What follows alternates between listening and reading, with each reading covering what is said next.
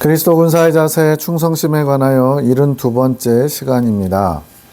21년 1월 10일 오후 4시 42분 남편에 대하여 주님이 말씀하십니다. 축복을 반납한 것을 받으셨다. 이젠 소유권이 없다.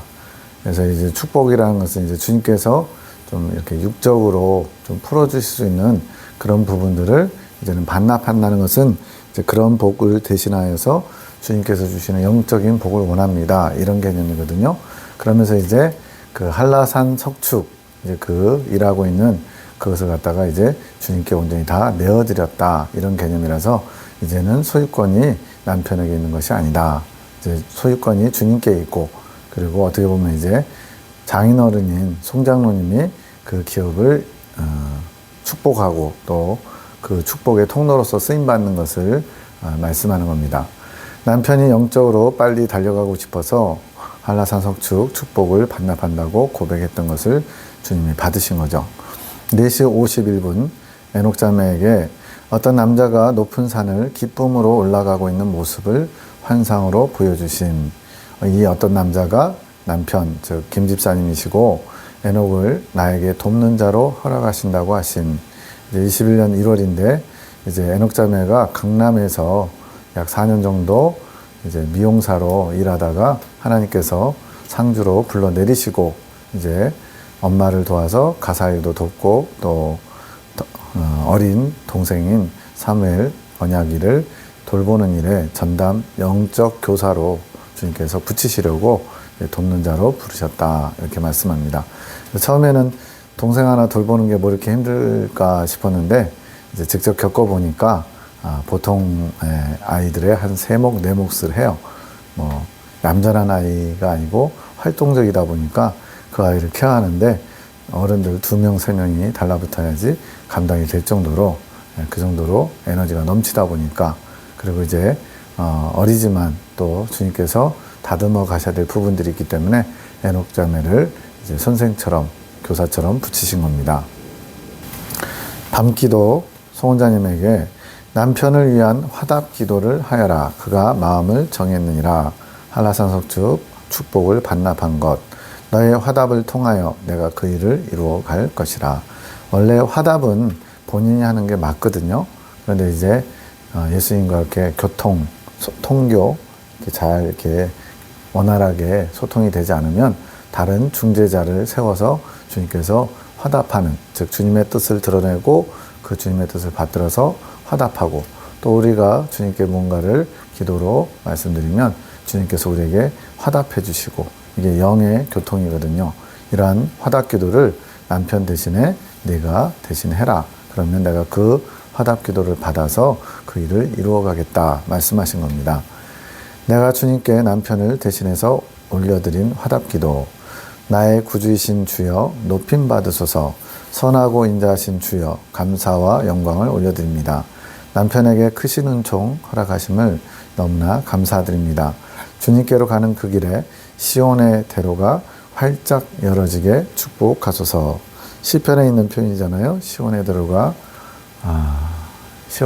열려서 주님께로 나아갈 때 정말 마치 마차로 전진하는 것처럼 달려갈 수만 있다면 얼마나 좋을까요? 이러한 소원을 가지고 주님께 아랠 때 주님께서 그것을 받으시고 또 화답하셔서 길을 열어주신다 생각하면 되겠습니다. 구름 기둥으로 불 기둥으로 그 길을 보호하시며 싸울 힘을 부어 주옵소서. 그 길을 능력의 주께서 동행하시며 주의 품에 안길 때까지 한시도 잊지 않으시고 눈동자와 같이 지켜주실 줄 믿습니다. 그 복된 길을 그 길을 가는 남편을 축복합니다. 이런 게 영적인 기도죠. 무슨 사업 잘 되게 해달라, 건강하게 해달라, 뭐 대학 입시 잘 보게 해달라. 물론 이제 할 수는 있지만 그러나 우리는 이제 이 땅에 속한 것을 구하는 게 아니라 하나님의 마음에 합한, 그러려면 먼저 주님의 마음을 알아야 되겠죠. 그래서 주님의 마음을 알아와서 주님께서 원하시는 기도를 올려드리면 주님께서 응답하셔서 여러 가지로 역사를 이루어 가십니다. 그게 이제 구할 때 믿음으로 구하라. 조금도 의심하지 말고 구하라. 내가 다 이루리라. 그 말씀은 곧 주님의 뜻대로 구하는 기도. 주님의 마음을 알아 주님의 마음을 아는 기도를 드릴 때 그렇게 모든 것을 다 구하는 대로 응답하여 주신다는 거지.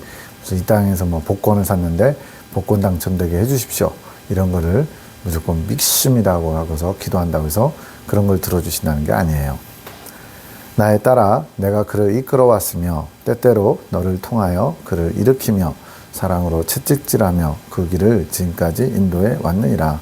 이 일을 위해서 굉장히 송 원장님이 남편을 위한 중보기도, 중재기도를 많이 하셨어요. 그리고 주님도 많이 애쓰셨습니다. 남편을 향한 너의 기도와 헌신을 축복하며, 지금 주님이 화답하시는 거죠.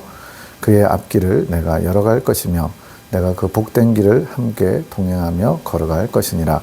그 누구보다 더 나를 사랑하며 나를 신뢰하며 충성되게 나를 따를 것이니라.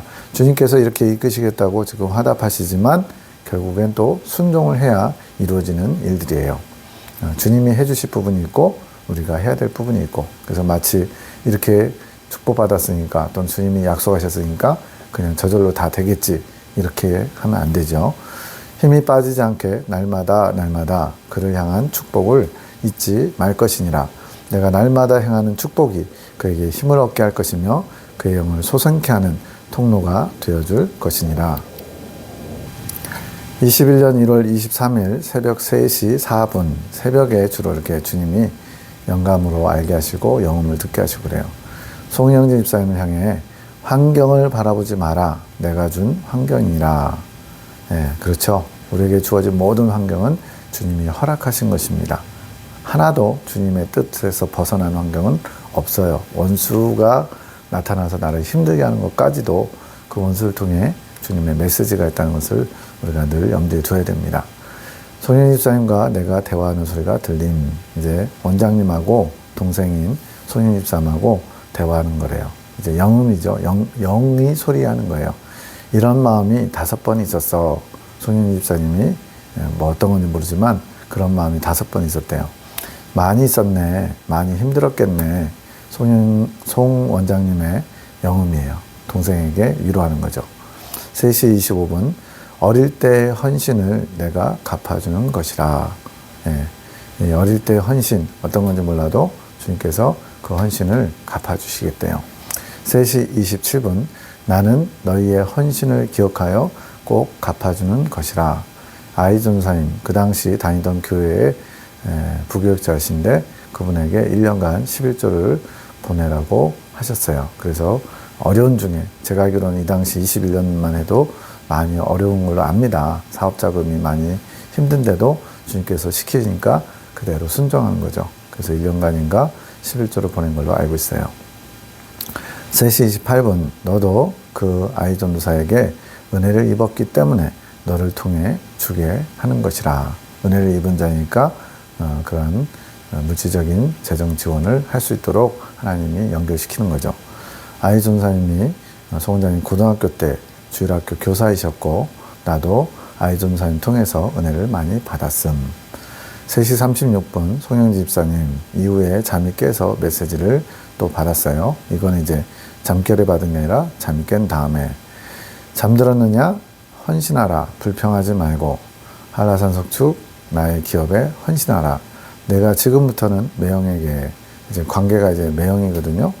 송 원장님의 남편이 김봉신 집사님이 매형이죠. 그래서 매형에게 헌신하는 것이 아니라 나에게 헌신하는 것이라.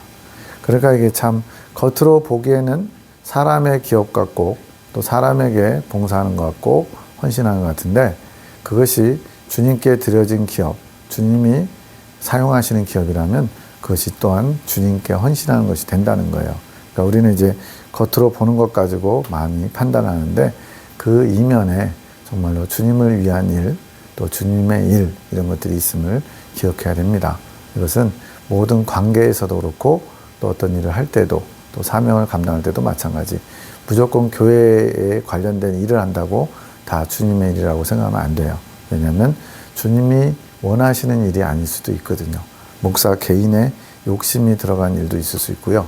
또 사적인 일도 있을 수 있어요. 근데 포장은 교회의 일, 하나님의 일이라고 포장하는 경우들이 있죠. 그래서 이런 걸 잘 분별하면서 주님께서 원하시는 그런 헌신과 희생을 해야 됩니다. 그 헌신이 곧 너에게 돌아갈 것이다. 적게 헌신하면 적게 돌아갈 것이고, 지금 그 한라산 석축에 어떻게 보면 이제 먹고 사는 문제의 일 같잖아요. 그런데 이제 한라산 석축을 하나님께서 이 예레미야 기도원을 운영하시는데 자금으로 이제 그 말 그대로 공급처가 되는 거죠. 물질의 공급처가 되기 때문에 주님의 기업이라고 하신 거예요. 그래서 네가 그것을 적게 헌신하면 너에게도 적게 돌아갈 것이고, 많이 헌신하면 많이 돌아갈 것이니라. 그래서 많이 받은 자는 많이 남겨야 되고, 적게 받은 자는 적게 남겨도 되고, 하나님은 우리가 행한 대로 갚으시는 하나님이기 때문에 그렇습니다. 너는 그동안 내가 너에게 갚아줄 쌓여있는 헌신이 없느니라. 제가 알기로는 어쨌든 어려서부터 엄마랑 아빠랑 또 누나랑 같이 열심히 교회는 다녔을 거예요. 아주 신실하게 다니지는 않았을지라도. 그런데 지금 너에게 갚아줄 헌신이 없대요. 지금 나이가 이제 40몇 살인데, 그러면은 나름대로 신앙생활 한다고 30년 이상 다녔던 것이 아무것도 없느냐. 물론 이제 부분은 있었겠죠. 그러나 주님 보시기에는 흡족할 만큼 헌신이라고 또 주님이 갚아주실 만한 것이 아주 많지는 않다는 걸 알 수가 있죠. 그걸 보면 우리가 눈에 보이는 것 가지고 참으로 많이 주님의 일에 수고했구나, 헌신했구나, 그런 사람도 있을 수 있지만 그렇지 않은 경우가 많다는 것을 다시 한번 명심하고, 전 내가 교회나 선교단체나 주님의 일을 하고 있을 때 이것이 정말 주님이 갚아주실 만한 헌신인지, 아니면 나를 위한, 내 만족을 위한 것은 아닌지 주의 깊게 잘 성찰해 봐야 될 것 같아요. 그러면 이제 천국 가가지고 내가 그동안 주님을 위해서 많이 애썼는데 왜 이거밖에 안 주냐고 그렇게 따지는 그런 일은 없겠죠. 지금부터는 내가 너에게 갚아줄 수 있는 헌신을 쌓도록 하여라. 이게 뭐냐면 자신을 위해서 또 사람을 위해서가 아닌 오직 주님을 위하여 헌신할 때 갚아줄 수 있는 헌신이 되는 거예요. 그러니까 우리가 상급을 생각할 때 모든 것이 다 상급이 된다고 생각하면 안 되는 겁니다. 정말로 주님을 생각하며 주님의 영광을 위해서 한 것만이 상급이 된다는 것을 잊지 말아야겠습니다. 나를 위해 기쁨으로 하여라. 왜 없다고 생각하느냐? 나를 위해 기쁨으로 하지 않은 것은 쌓아둘 것이 없는 것이라. 이 말 들으면 어쨌든 그 순간은 좀 충격일 수도 있어요. 수십 년간 내가 한 건 다 뭐지? 라고. 그래서 그리스도의 심판대에 가면 껄껄 하는 사람들이 많대잖아요. 그때 뭐뭐 할 걸. 그때는 그게 잘하는 건 줄 착각했다는 거죠. 새벽 3시 41분 군사학교 일기생을 향한 말씀. 너희의 헌신은 나를 위해 하는 것 같지만 너희가 어려울 때 내가 갚아줄 통장이나 마찬가지라. 지금 헌신에 대해서 지금 말씀하시는데, 자기를 위해서 쌓았는데 주님을 위해서 쌓은 걸로 착각해가지고 나중에 주님이 뭘 주시겠지, 이거 착각하지 말라는 거예요. 또 두 번째는 나를 위해 하는 것 같지만은 너희가 정말로 어려울 때 내가 갚아줄 통장에 예금 또는 정기적금 넣어놓은 것처럼 생각하라는 거예요. 그러면 지금 당장에 주님께서 주시지 않았을지라도 나중에 내가 어려울 때 내가 수고하고 헌신했던 그것을 기억하시고 갚아주신다는 거예요. 그래서 긍휼을 베푸는 자에게는 긍휼이 있는 심판이 있을 것이고, 긍휼이 없는 자에게는 긍휼 없는 심판이 있듯이 하나님은 모든 것을 정확하게 행한 대로 갚아주실 겁니다. 이것 또한 나의 질서다. 창조 질서 안에 들어가는 거죠. 너희가 행한 대로 내가 갚아주는 원리인 것이다. 하늘나라의 법칙 잊지 말아라. 이 땅에도 법이 있잖아요. 헌법부터 시작해서 규칙, 조례까지 있는 것처럼 이 하나님 나라도 이 하나님이 정하신 규칙, 법칙을 따라서 운영이 됩니다. 그렇기 때문에 이 원칙을 따라서 우리는 하늘나라의 상급을 쌓는, 또 하나님께서 갚아주실 만한 것이 있는 그런 헌신을 해야만 합니다. 3시 50분 군사학교 일기생에 또다시 모든 자들을 대할 때 죽게 하듯 하라 하지 않더냐. 모든 사람을 주님께 하듯이 하라고 그랬죠. 모든 것에 나를 위해 기쁨으로 하는 것이 헌신이니라. 불평하는 것은 헌신이 되지 않는 것이다. 이 지면에 지금 세 번째 법칙이 또 나오는 거예요. 불평하는 것은 헌신이 되지 않는다. 뭐겠어요? 감사가 없는, 억지로 마지못해서 또 투덜투덜하면서 이런 거는 헌신이 되지 않는다. 물론 아예 안 하는 것보다는 조금은 있을 수도 있겠죠. 그러나 커다란 관점에서 보면은 불평하면서 원망하면서 하면 똑같은 수고와 똑같은 힘을 들여서 똑같은 어떤 희생, 이걸 감수하고 했는데 상급의 차이는 어마어마하게 차이가 날 거라는 거예요.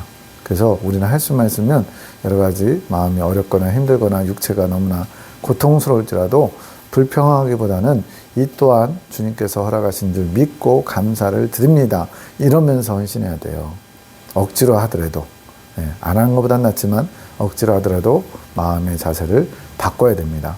원망불평이 막 올라오는데 불쑥불쑥 뭔가 이렇게 다 엎어버리고 싶을 정도로 분노나 이런 게 올라올지라도 이 또한 주님이 허락하신 줄 믿고 제가 감사함으로 일단 해보겠습니다. 그래서 구레네 시몬이 본인이 자원해서 예수님의 십자가를 지는 것을 도운 게 아니잖아요. 병정이 강제로 시켰단 말이에요.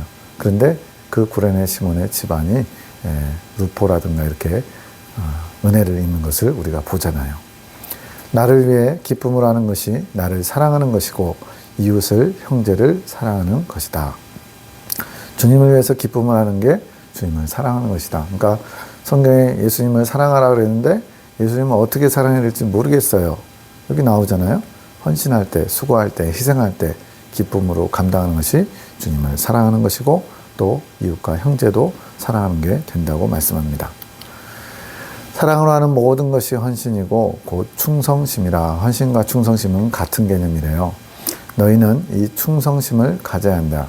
어떠한 것이든 나를 사랑하는 마음으로 헌신할 자세가 돼야 된다. 여기서 어떤 것이든 바울의 전매특허와 같은 표현이 있는데 누구에게든지 모든 일에 범사에 이 마음을 품어야 되는 거예요. 주님을 사랑하기 때문에 하는 겁니다. 주님과 상관없어 보이는 일도 주님을 의식하면서 주님께서 기뻐하실 일인지 그것을 살피면서 주님의 마음에 합한 사람이 되고자 애쓰는 거죠. 다윗에게 엄청난 칭찬을 하시잖아요.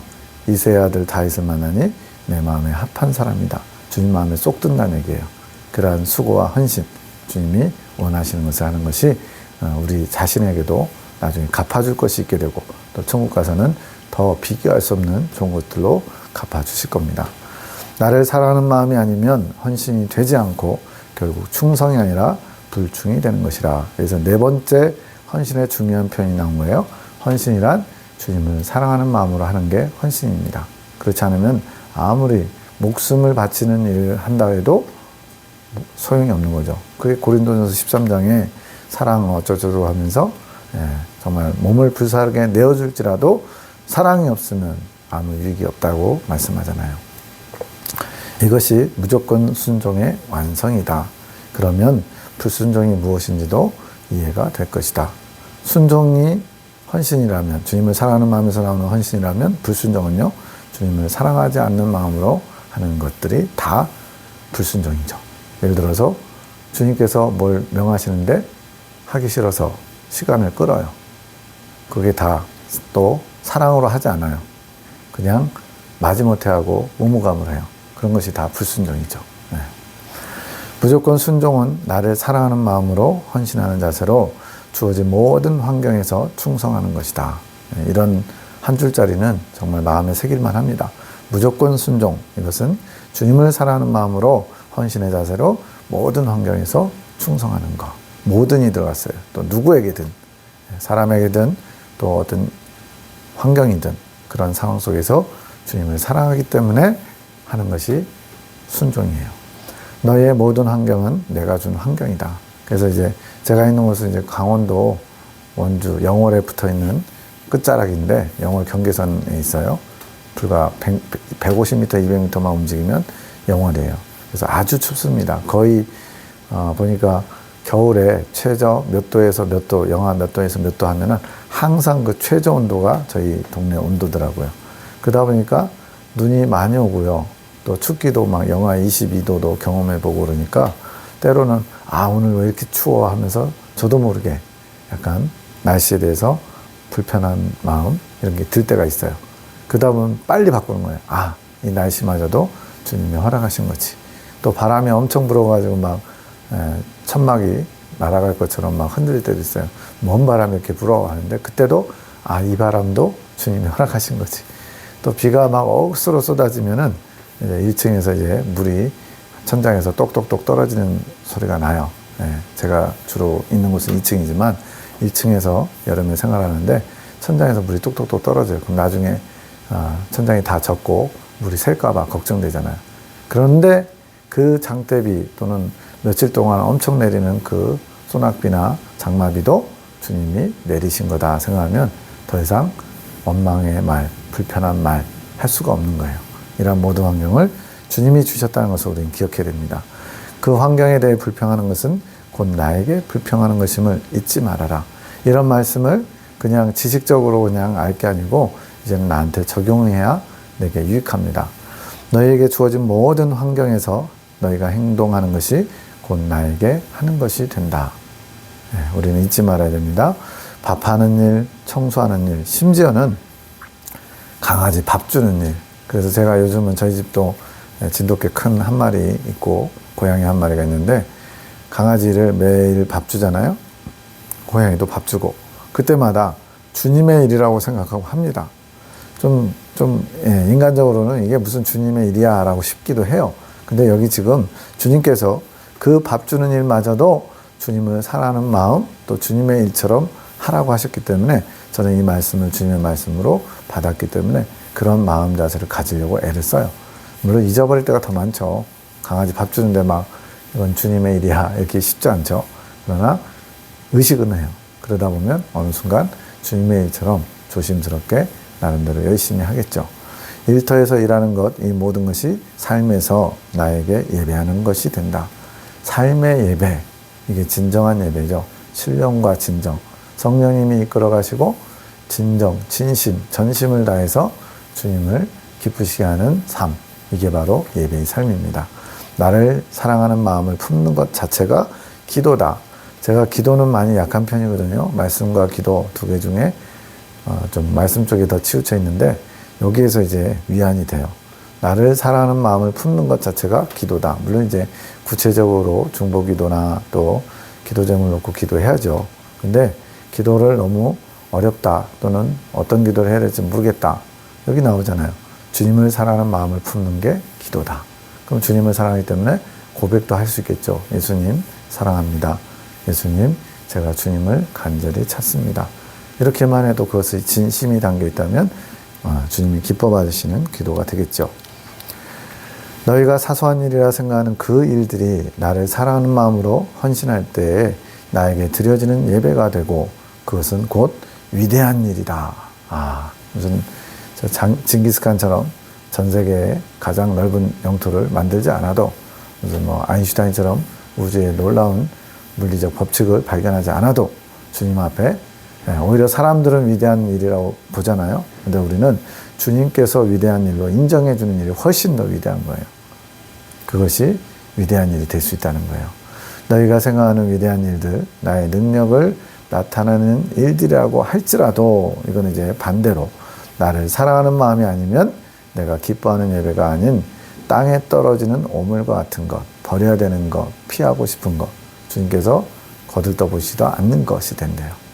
즉 교회에 400억짜리 교회 건물을 짓는다? 사람들은 와, 참 많은 수고와 헌신이 있었겠네 할지 모르는데 주님 앞에는 똥처럼 될 수도 있어요. 뭐하면요.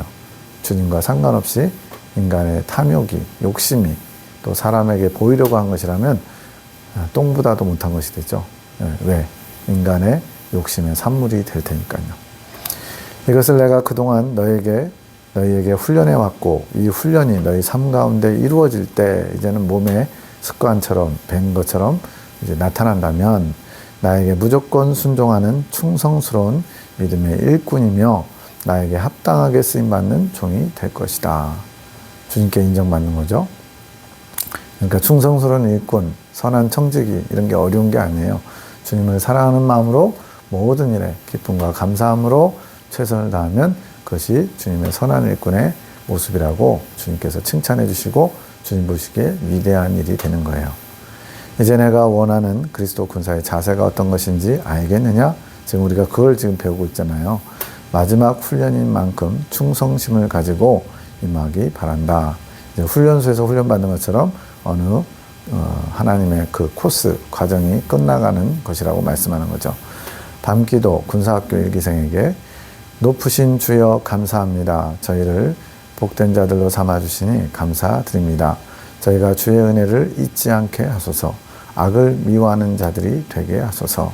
주께서 원하시는 충성심으로 주께서 합당히 쓰시는 주의 종들이 다 되게 축복하소서.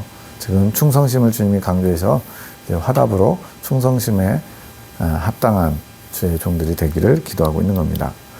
걱정하지 마라 나의 딸아 내가 이루고 있느니라. 내가 아끼고 사랑하는 나의 보물들이 아니냐. 주님께서 이 하늘 군대를 아끼고 사랑하신대요. 보물이라고까지 표현했어요. 나에게 쓰임받을 합당한 그릇들이 다 될 것이다. 주님께서 그릇을 만들고 계신 거예요. 주님의 것을 담을 수 있는, 주님의 마음을 담는, 주님의 마음이 곧 보화인 거예요. 이제 궁극적인 보화는 이제 생명이지만 그 생명을 담기 위해서는 먼저 주님의 마음을 알고 주님의 마음을 내 안에 품어야 돼요. 그래야 주님과 마음이 하나가 되고 마음이 하나가 된 자들이 이제 몸의 하나까지 이루면 그게 바로 생명의 합일, 익은 열매가 되는 겁니다. 내가 날마다 축복하며 이끌고 있느니라. 오늘도 나는 너희에게 힘을 얻고 가노라. 나의 기쁨들이여. 주님만 우리에게 힘 주시는 분이 아니고 우리를 통해서도 주님이 힘을 얻어 가신대요. 저도 이 부분이 그동안은 몰랐는데 주님이 이 화답을 통해 주님의 일을 이루실 수 있고 또 때로는 슬픈 마음이 위로받으시기도 한대요. 주님은 언제나 기쁘고 신나신 게 아니에요. 주님의 뜻을 저버린 자들. 오늘도 잠깐 인터넷 그 뉴스에 보니까 무슨 AI 무슨 CEO 좀 유명한 사람인가 봐요. 외국 사람인데 동성애자예요. 그래서 남자인데 남편이 있어. 남편인가 아내로 나이가 더 많은 사람이 아내래요. 그리고는 이제 대리모를 통해서 자식을 얻은 것을 기뻐하고 또 주변 사람들이 축하해주고 야 세상 참 지금 막 가고 있습니다. 막 가고 있어요. 주님께서 허락하신 창조 질서를 파괴하는데 그것을 자신들의 자유라고 지금 아주 슬픈 현실 가운데 있죠. 그런 모습을 주님이 보시면 얼마나 통탄스러우시겠어요. 아담과 하와를 통해서 하나님이 이루고자 하신 하나님 나라가 인간들의 죄와 악으로 말미암아 다 파괴되고 너덜너덜해진 거죠. 이 중에 주님의 마음을 알고 이제는 이 하나님 나라가 회복되기를 구하면서 준비된 일꾼들이 만들어져 가고 있는 겁니다. 오 합당하신 나의 주여 높임 받으소서. 주여 주의 사랑이 어찌 이리 크신지. 아마 막 울먹울먹 하신 것 같아요. 무엇에 비할 때가 있겠습니까? 감사가 넘치는 거죠. 21년 2월 4일 아침 8시 57분 주께서 너를 세우신 것 같이 송원장을 가리키는 거예요. 다른 영혼들의 세움을 위해 내가 충성하여라. 누가 한 거냐면 천사님의 말씀 같다. 두 번째 들었다 이런 표현 있거든요. 그러니까 예수님이 대부분 말씀하시는데 가끔 성부 하나님이 말씀하시는 내용도 아주 가끔 있어요. 굉장히 더 위험이 있대요. 예수님은 좀 더 친근하고 여기서는 지금 주님이 아닌 천사가 주님이 너를 세운 것처럼 다른 영혼들을 세우기 위해서 내가 충성하라고 당부하는 영적 교통, 통교가 이루어지고 있는 거죠. 저도 이랬으면 좋겠어요. 조금씩 되는 것 같긴 한데 21년 2월 6일 12시 5분 주여 무엇입니까? 지금 송원장님 뭔가 감당하기 어려운 주체할 수 없는 큰 기쁨이나 권능을 지금 경험하고 있어요. 평안함과 고요함 속에서 샘솟는 이 강한 힘은 무엇인지요? 뭔가 이렇게 가슴 뚫리는 그런 게 아니라 평안과 고요 속에서 묵직한 어떤 강력한 힘을 느끼고 있대요. 너무 강력한 이 힘에 제 심령의 떨림이 느껴집니다. 이것이 도대체 무엇입니까? 이 새로움은요. 대체 막 말로 표현하기 어려운 지금 어떤 감동이 오는 거죠. 이것이 저를 휘감습니다. 거부할 수 없는 이 강력한 힘, 감당할 수 없어 숨이 막히며 숨찬 숨이 쉬어집니다. 실제로도 이제 막 가슴 벅찬 것처럼 숨이 쉬어지나 봐요. 나의 종아, 예수님 말씀하십니다. 잠잠하여라. 이것이 나의 권능의 힘이라. 신의 권능이 잠시 체험적으로 온 거죠. 이 힘이 너를 감싸며 너를 이끌며 너와 함께할 것이라.